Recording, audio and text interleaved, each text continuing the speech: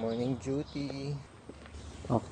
Afternoon, ayun, naglakad akong napakalayo talaga.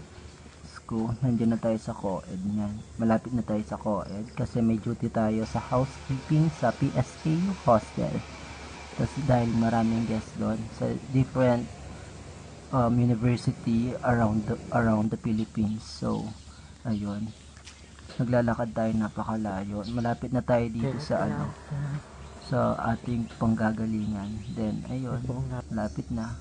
Check muna, nandyan na tayo. Check out self. Ay, ganda naman itong bulsa na to. Ayan, malapit na tayo. Tapos, malapit ko nang i-end dito yung video kasi bawal mag-video doon dahil sa mga guests nga.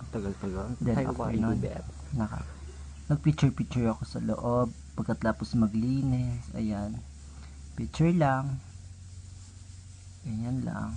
Bago umuwi, picture, yan.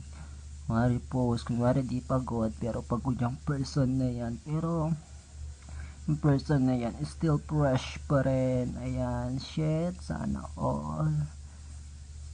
Add nyo na kasi ako sa Facebook. Why not, diba? Charis, joke lang po.